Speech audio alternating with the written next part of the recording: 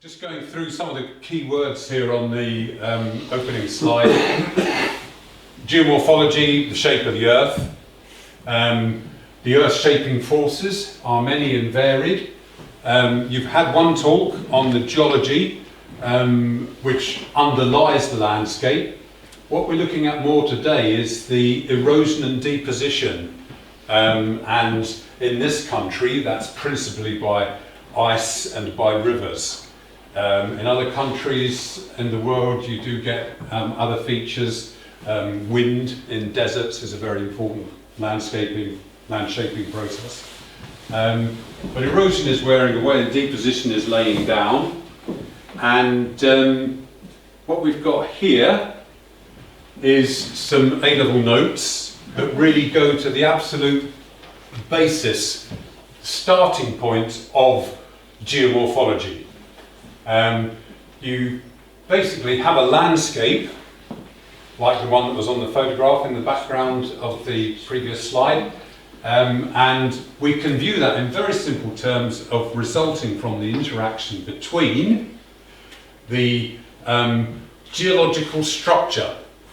And in the previous talk, mention was made of the different layers of the Earth, and there was also mention of the way in which those layers can be distorted.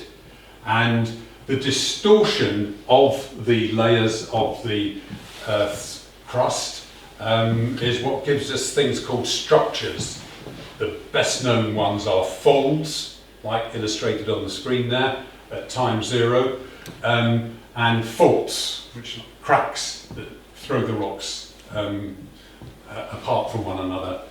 Originally laid down on the bed of a sea, nearly always the rocks are hard and soft layers, and it's that juxtaposition of hard and soft that becomes terribly important when ice and rivers start to erode.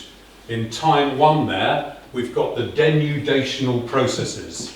Denudation meaning laying bare.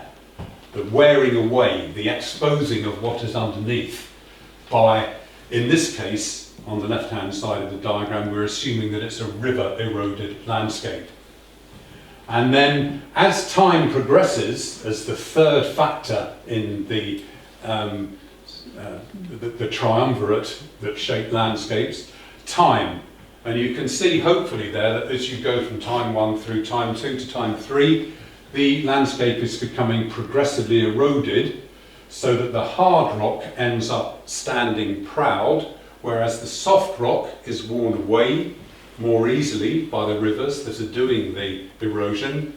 And then finally, in the very middle of the diagram at the bottom there, time 3, you've got another band of hard rock forming a piece of higher ground, which has not been eroded as much as the soft rock. That's the basics of geomorphology in one diagram. It goes much further than that into different branches and in more and more detail, but that's the essence of it. So when we're looking at a landscape, we basically, from a geomorphologist's point of view, we've got the 3 questions. What are the processes wearing it away? What is the geological structure under the surface? And how long have they been interacting? Should also be mentioned that it's not just about erosion. There are also a whole range of important features which are down to deposition, which is what happens when the material that's been eroded gets deposited. And had I thought this through in minute detail, I would have brought my standard prop, which was a piece of chalk, which I would stick on the desk, teacher's desk at the front, crush it, which is basically the weathering process that breaks the rock down, blow it, which is a transport process, and then it would leave a mess of chalk all over the desk, which was the deposition. So we will be seeing some examples of deposition later on. Moving to a specific place on the right-hand side of the diagram, I'm sure many people recognise the Woolhope Dome. I think it's the world's oldest field naturalist club, is the Woolhope Club, and it's significant that it is named after this tremendous geomorphological feature, which lies just to the east of Hereford. These are Silurian rocks, which you heard about in the first talk. Some of you, those who were there. The cross-section starting in round about Oxford, and with the rock layers progressively being added in the diagram that was presented there, ended up with some Silurian rocks, and that is what we've got here. This is a diagram that I produced in the 1980s. The rocks have all since changed their name, but the British Geological Survey's changed their names, but I've stuck with the old names, and that's the ones that many local people still use. But essentially the point is that we have like a blister pushed up from a central point, rather like the diagrams on the left. That central point is Hoff Woods, which has a very popular car park with many walkers and mountain bikers heading off from there into the woods along the various forestry trails. But the reason that that patch of land is covered with woodland is because it's basically very poor soil, quite thin acidic soils, and so the best land use of it that's been determined over many years is conifer plantations, and that's the main use of Hoff Woods. Once you get off that rock, the central dome, then you go across an almost unnoticed band of limestone called the Woolhope Limestone, and then you're into a much softer rock called the Wenlock Shale, which forms a valley, as you can see on the cross section. And that valley is between points B and A on that diagram there. The two ridges are the Aimstree limestone on the outside and the Wenlock limestone on the inside. Now, I said that things can get more complicated. I could go off into a big digression about scarp slopes, dip slopes, radial drainage patterns, concentric drainage patterns. I'll not do that here, because what I'm trying to get across is the way that the underlying rocks are then subsequently eroded and produce a very distinctive landscape. This has all kinds of effects that fit nicely into the structure that Richie was talking about there in talks 1 to 5. So that the way that the rocks are arranged influences the way the landscape is created, which in turn influences the use that people make of it. I've already given you one example of the fact that people make use of the central part of the Woolhope Dome largely for forestry. There is an organisation, as I mentioned, I volunteer with the Herefordshire Wildlife Trust. There is an organisation called the Herefordshire and Worcestershire Earth Heritage Trust, which usually gets abbreviated just to Earth Heritage Trust. They produce some fantastic materials which I recommend to you if you are interested in following up any of the stuff I talk about this evening, including one of these landscape trails. Hold it up against the light there. One of these landscape trails that are laminated, so you can take them outside in the drizzle and they'll survive. But they're double-sided, packed with information with recommended driving routes and walking routes. And this one is the one for the Woolhope Dome. And I had a small contribution in its production. It was one of the first ones they produced. They've been going, gosh, probably for 20 years now, I would think. And the other thing of significance is that they did work with the Wildlife Trust on a joint project, which is the Ice Age Ponds project, which I'm going to close with this evening. But Earth Heritage Trust provide guides for a great deal of Herefordshire, and also their members were behind the production of that book, Logiston Press. I think many of you will be familiar with the vast range of local excellent books that Logiston have produced. This one's Herefordshire's Rocks and Scenery. I'm sure it's available at Hark, and also I think quite a few Logiston books are available in the cafe at 701. Yes. I've seen quite a range of them there.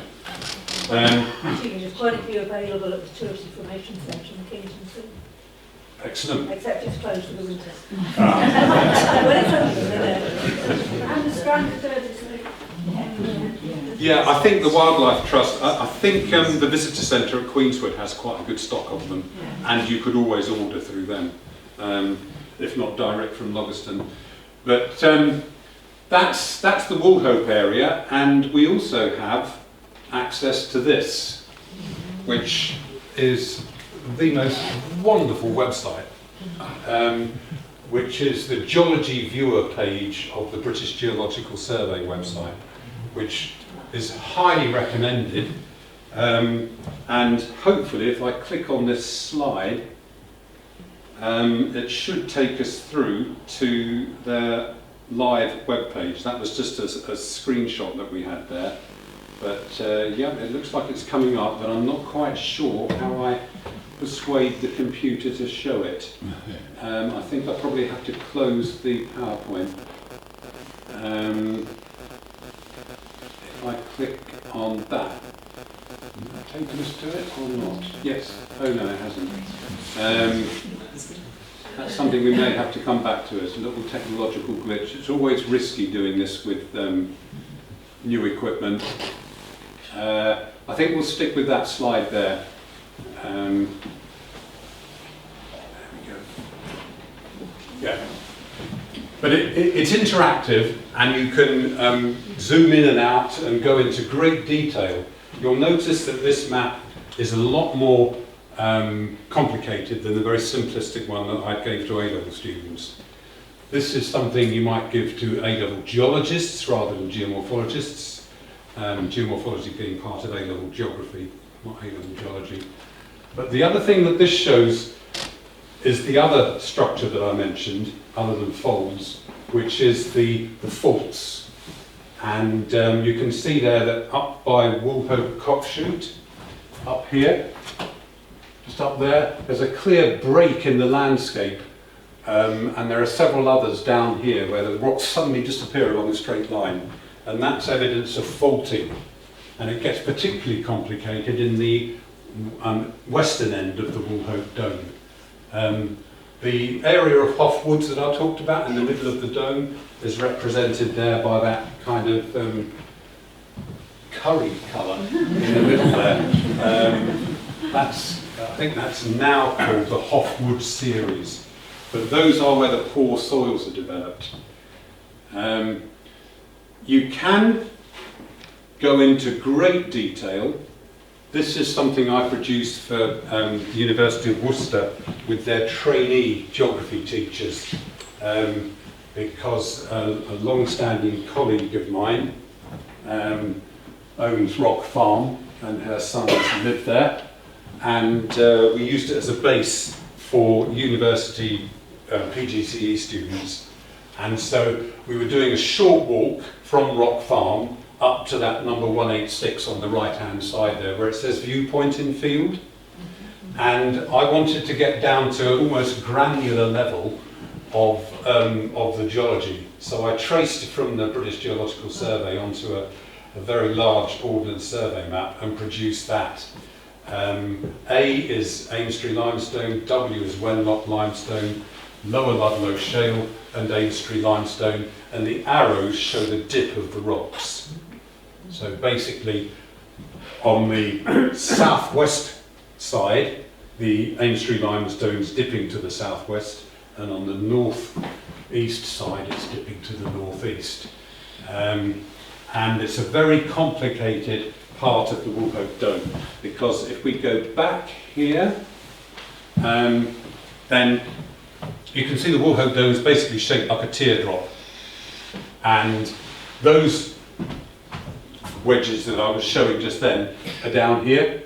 These are the two A's, they're the W's, that's the Lower Ludlow shale, and that's the Ainstree limestone again. So I zoomed right in, which makes it possible to interpret landscapes on a scale of like sort of 20-30 metres. You can get down to that kind of detail with it. And when we reach the viewpoint, I asked the students to draw the classic field sketch, which is the sort of fundamental tool of the geomorphologist is to draw a field sketch. We still get A-level students to do it on 21st century field trips, but now those students, if they have the wit to do it, can take a panorama photograph on their smartphone and then drop that onto a computer and add text boxes and label it all to produce a very professional diagram of the kind that feature in these guides. But really, you can't do that until you've got your field sketch to sit next to your computer and to work out which bits on your field sketch correspond with which bits on the photo, and you actually build up the landscape there. And to me, that shows really clearly, if we were actually in that space, and this is the point where we can't really do a virtual field trip in a village hall after dark. You need to be out there, but if you were looking at that view, that interprets what you're looking at. The ridges, you can see that there are two of them over on the left-hand side, you can see the gap between them. This is why I think the Woolhope Field Club is the oldest field naturalist society in the world, you know, because right near Hereford you've got this fantastic landscape that's so clear to interpret. You know, there's not really any mistaking or denying it, that this is what's going on. And that's the kind of basics of geomorphology in the context of Woolhope.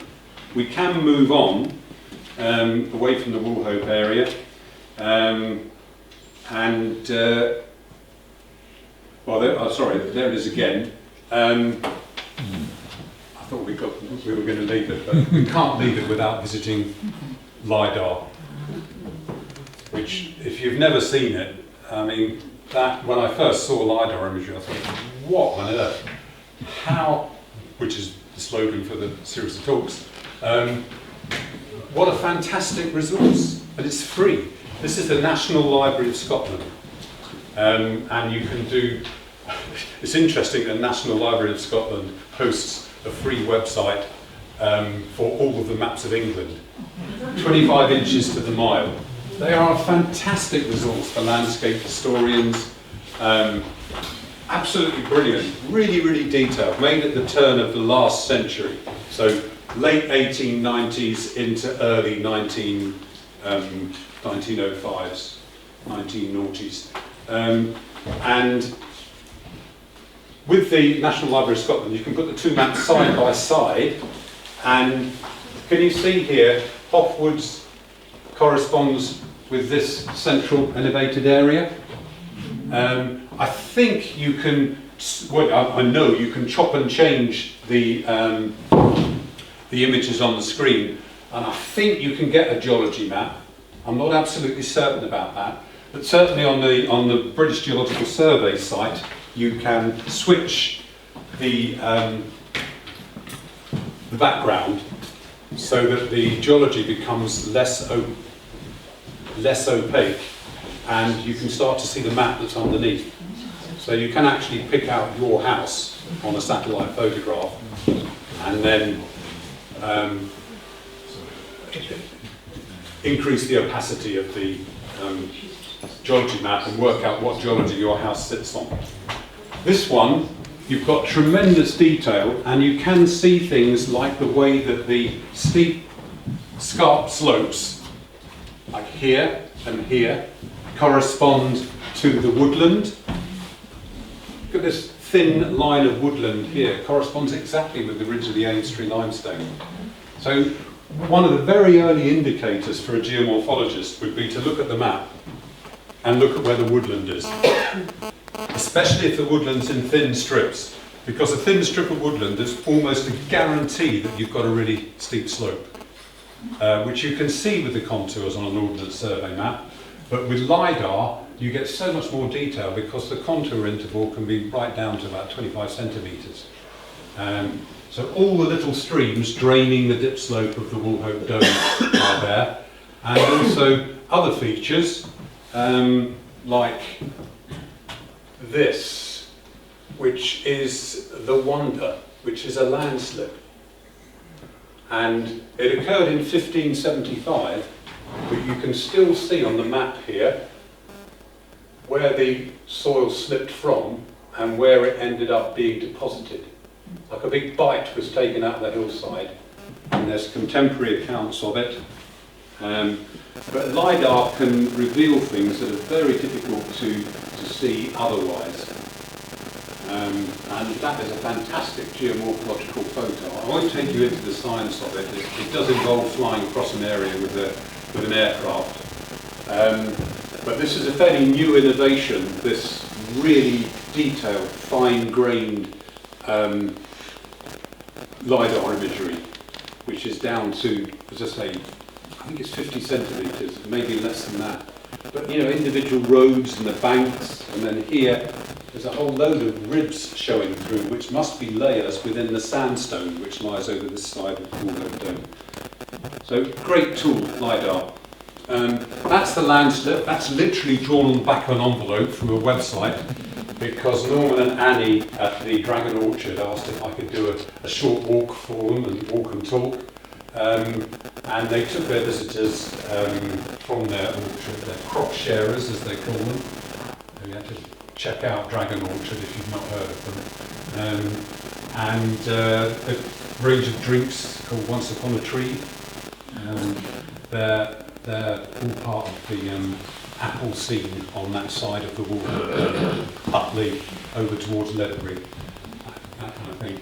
But basically what happened was, on the gently dipping Amesbury limestone, the old red sandstone lies on top of it, but sandwiched between the old red limestone, the old red sandstone shown in circles, and the limestone shown in blocks, there's a thin layer of bentonite clay, which is what you use to line ponds. If you're puddling a pond to stop it leaking, you'd use bentonite clay.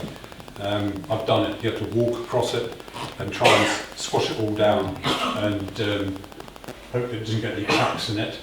In many cases it is effective. But it's a very fine-grained clay. It gets very slushy, and in this particular instance, it slipped with a big block of limestone, of sandstone, sat on top of it, and it created this feature, 1575, commemorated in the sign of the slip-in, which is very close, near Muchmarkle. Unfortunately, that pub sign is gone. I went past it to check it out, and it hasn't got the sign any longer. But Once Upon a Tree produced this pear ice wine called the Wonder, named after this this site on the Woolhope Dome.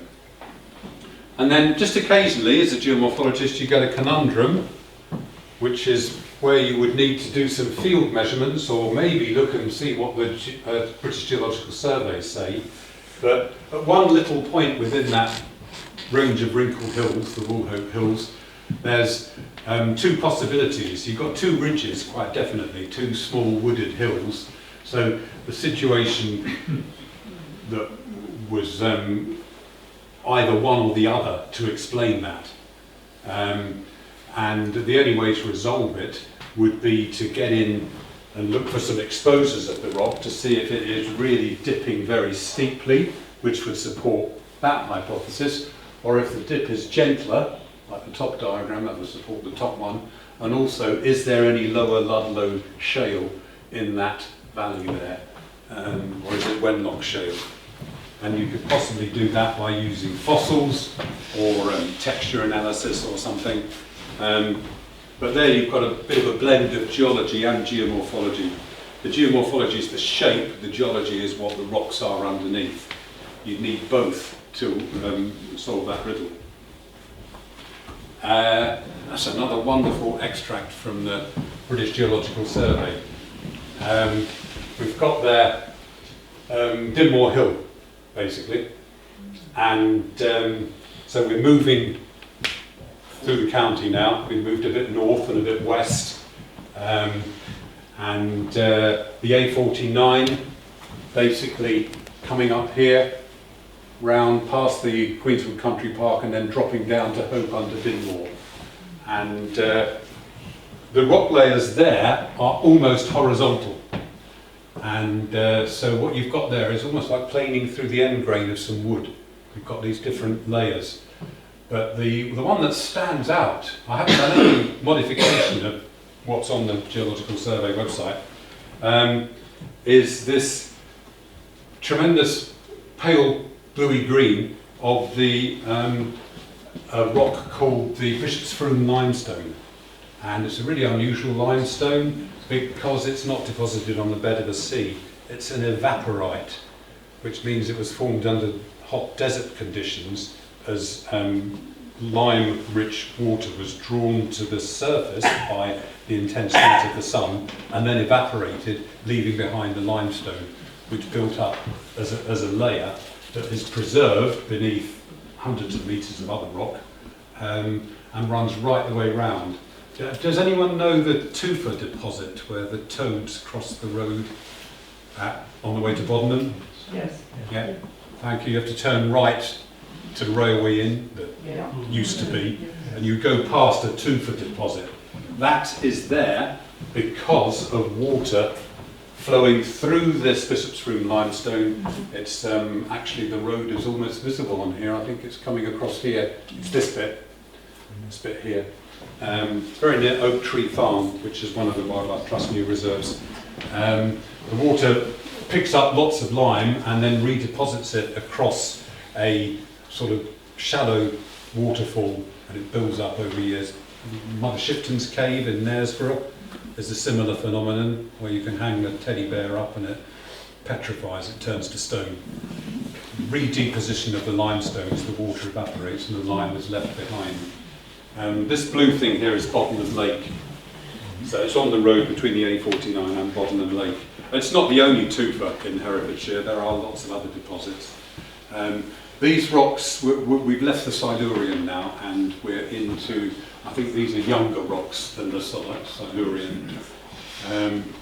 But you notice the way the River Lug comes down from Leinster at the top of the map, north, and then does a great big loop around Dinmore Hill. That is because of modification of drainage patterns by ice. So ice gets introduced into the mix of geomorphology at this fairly early stage. This big lump of Queenswood, Dinmore Hill, would have been what's called a nunatak during the Ice Age, which means it would have stuck up above the ice. And most of the Lug Valley and the land over there on the left over towards Cannon Pyne, places like that, would have been covered in ice from an ice sheet. Queenswood would have been stuck up above it. That's what you get when you go to the National Library of Scotland for the same area. I think LiDAR helps us explain, some of you may be aware of this, why the A49 floods here at Hope under Dinmore. I think it flooded in the recent rains. Possibly the road was even closed for a bit. It's by the turning to Gloucester, opposite a caravan supplies centre and a filling station. That is the little village of Hope under Dinmore, and you can see it's a tiny catchment, but very steep-sided. The LiDAR helps us see the steepness of the slopes, and I had a student who did a project on it because he lived in that valley, and it is very prone to flash flooding, particularly if the fields are bare on the surrounding hilltops. There's quite a lot of woodland to absorb the rain, but nevertheless we can start explaining things like flooding. So the link between geology to geomorphology to human activity to road building to threats to climate change, it's a key part of it. Just one more thing to notice is all these little pot marks here are quarries. What might they have been quarrying? If you remember the previous slide. Quarrying Bishop's Froom limestone for agricultural lime or for manufacturing mortar. And somewhere around here, this is Berghope, there is this quarry here. I can slightly get out of the way without tripping over. Just there, that's part of the Queenswood Reserve, part of the SSSI, and it is a really good quarry in the Bishop's Froom limestone, and there is an interpretation board put there by the Earth Heritage Trust. And there is also a Queen's Wood and Boddenham landscape trove that takes you to that quarry and other places. Moving closer to Kington, closer still to Kington, we've got Prestine there, and fundamentally to move things on to a different situation with a combination of glaciers and meltwater, fluvial erosion, fluvio-glacial water. From Kington, right the way across towards Alton, the lower land would have had a huge tongue of ice moving westwards, eastwards from the Brecon Beacons, called a Piedmont Glacier, a mountain foot glacier. And not confined to a valley, creating a U-shaped valley that everyone learns about at Key Stage 3 and O-level or GCSE. It's a much wider, broad tongue of ice, but it couldn't get over these hills here. One of these is the Croft Castle Estate here. I think this is probably Croft Valley. Oh no, that one's probably Croft Valley. But what it did was it blocked the courses of certainly two major rivers. The Lug coming in from the west there, the Team coming in from the north, and then the Onny coming in from the north there, up to the top right-hand corner of the map. And because the water couldn't escape at points B, C and A, because it was blocked by the ice, big lakes started to form. One of them is Lake Prestine, P on the map there, and another one is Lake Wigmore, W, and then we haven't actually named it, but Lake Alton is the big one over there where it now says River Team. Those formed great big proglacial lakes, huge areas of flat water, freezing in the winter, thawing during the summer, and building up so that they reached a low point and then they overflowed, just like water will flow over the lowest point on the River Bath if you leave the taps running and block up the overflow. Not recommended, but it's a similar analogy. It flows over the low point, which in the case of Lake Prestine was through the Kinsham and Snedwood gorges. You see those little teeth marks representing the gorges there. And in the case of Lake Wigmore, that overflowed through Downton Gorge. We'll have to resist the temptation to go off on too much of a tangent, but in terms of landscape, Downton Gorge is enormously important. Anyone know why? Because of one person, particularly. Richard Payne Knight, Downton Castle.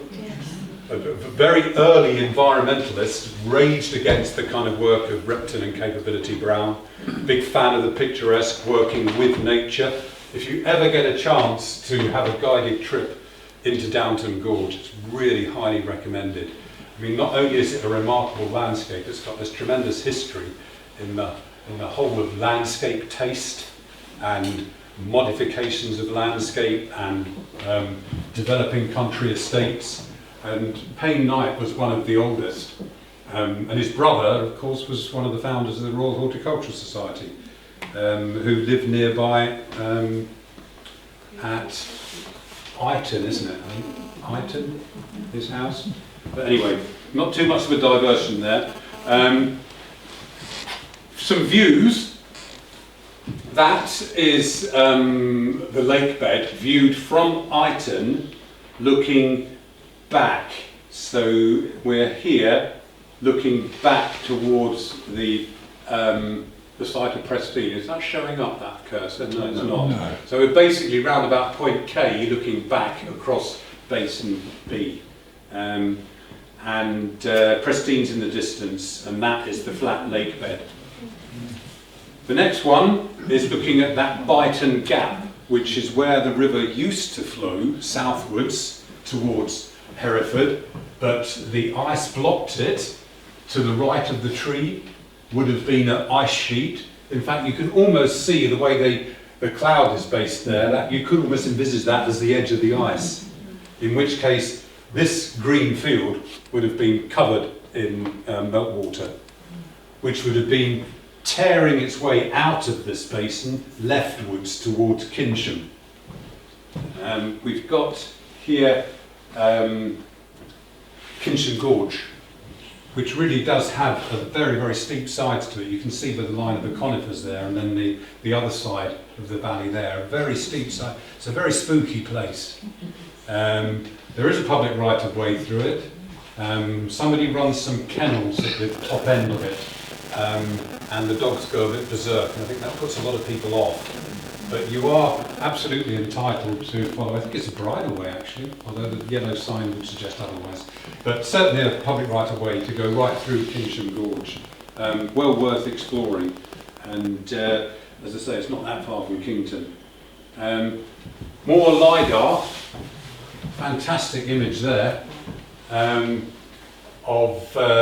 They tint it in different ways, so you get different light effects on it, and this one's tinted in a very spectacular way that shows the Sned Wood channel, which is the next one on from Kinsham.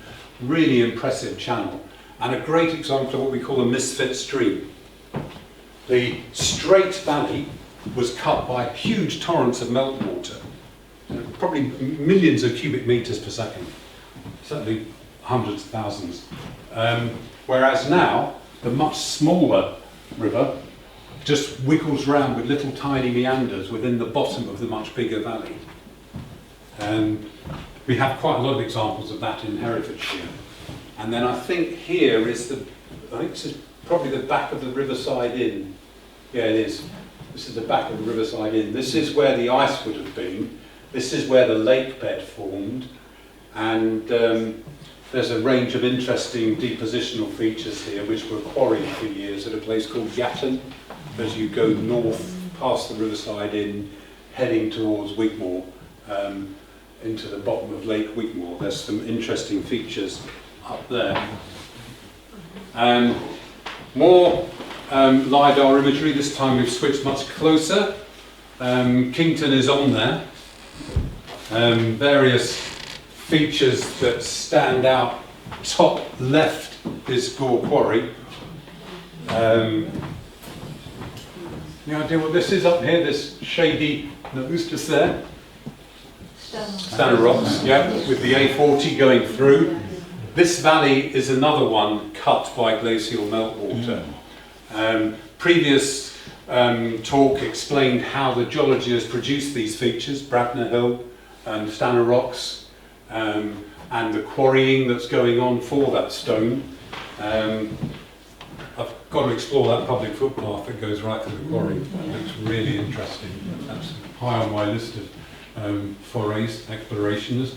But down here, according to this guide, we've got a Byton and Kinsham one. I'm not sure if that's still available, but there is one that you might be able to get hold of. But I think you can get the Kington and Hergus one, which has a lot of information about not only the geology, but also the geomorphology.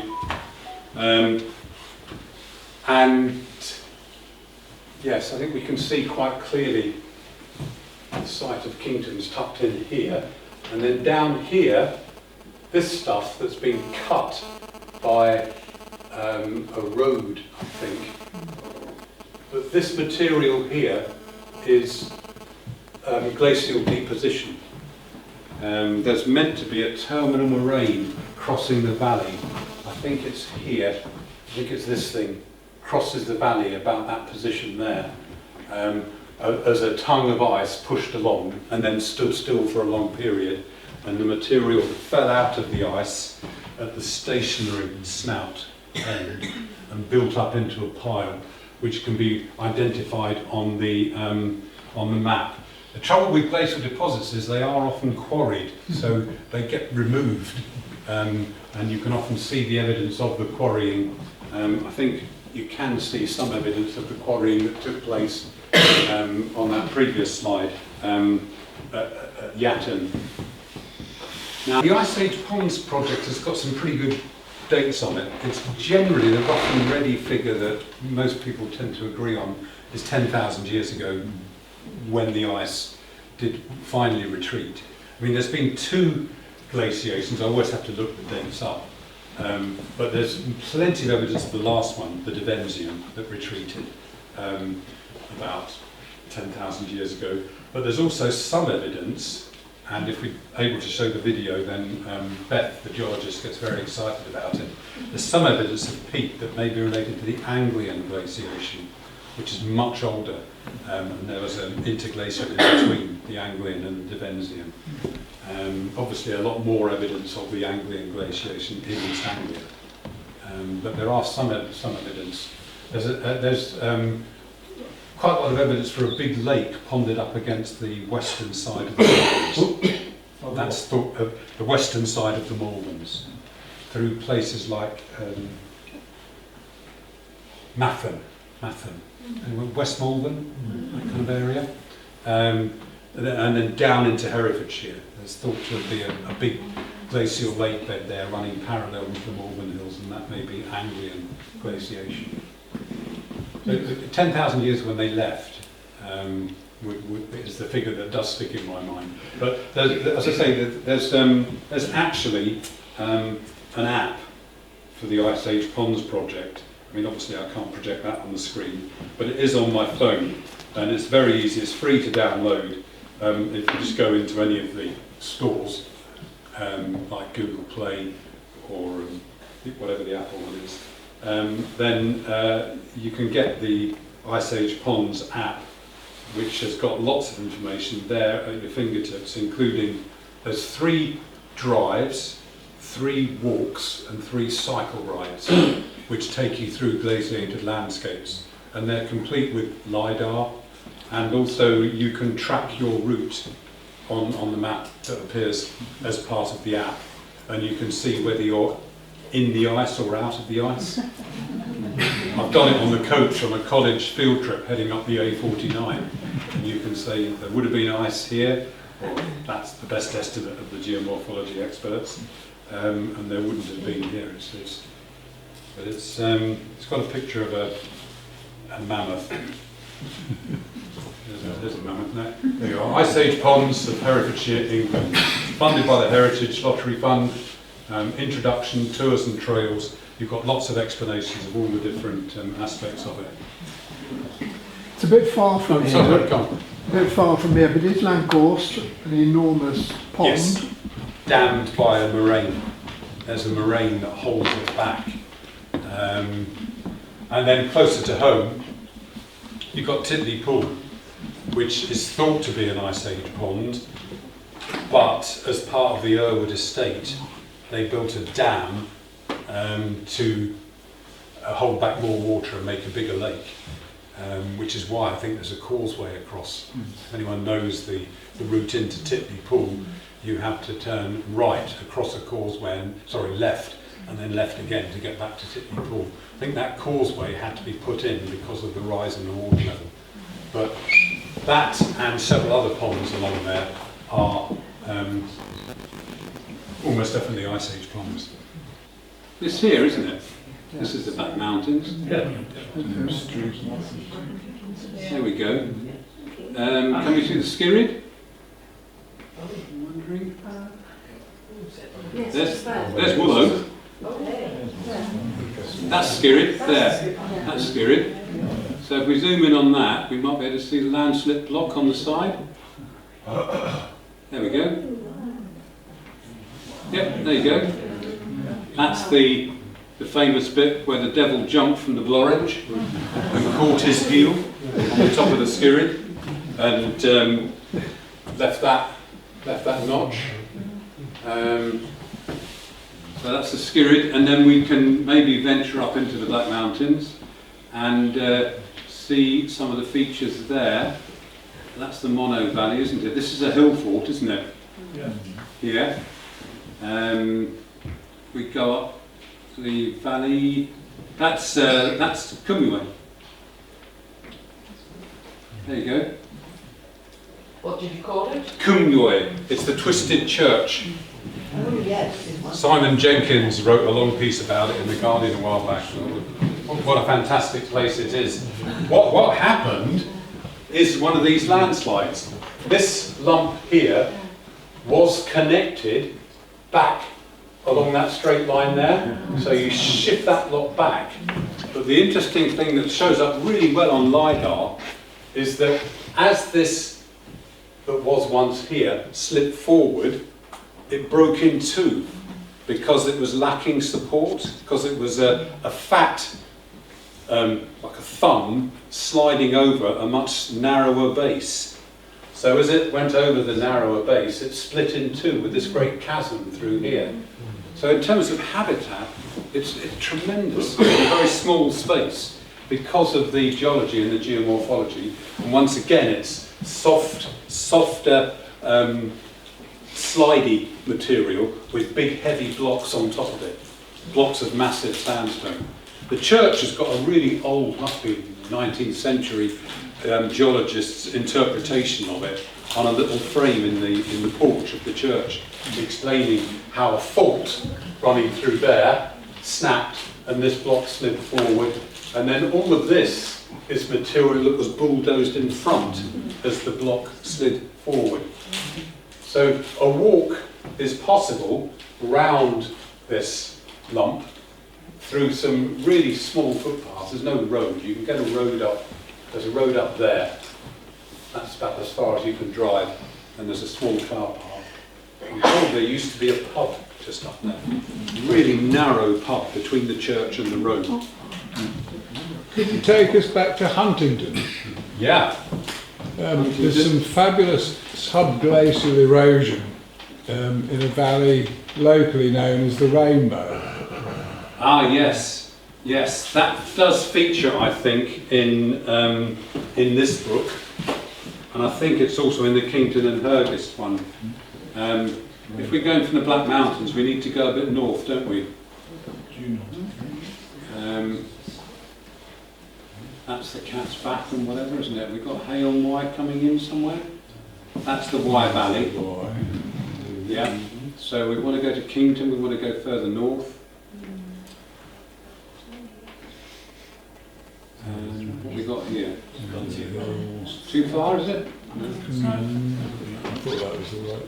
I'm wondering if I go to one of the others. It's on the left. It's on the left of the screen. Oh, there we go. Yeah, it's just coming in there, isn't it? So Huntingdon is down here, isn't it?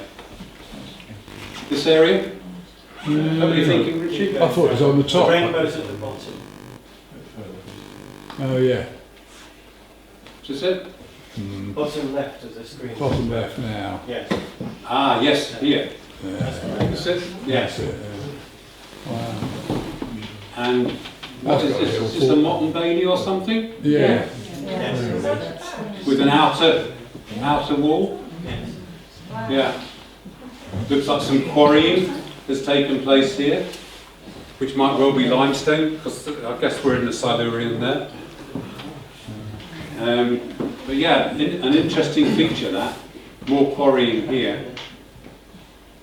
Yes, it's not one that I investigated very thoroughly, but I'm pretty sure it's in this book. And that, from your recollection, Richie, is another glacial erosion. I hear it's subglacial erosion. I think. Yes. I'm not quite sure. Yeah, that's a bit of a special one. The water's under very high pressure, so it can be very erosive. But then when it comes out of the tunnel under the ice, there's a tremendous drop in pressure and velocity, and it can leave behind deposition. And if you imagine dragging a sack with a hole in the corner, a sack full of grain, and you drag the sack along, then it would leave behind a trail of grain. And a retreating glacier with a subglacial stream will tend to do that. But unlike the sack of grain, the tunnel winds around within the ice. So as you pull the ice margin backwards, the trail winds around as well.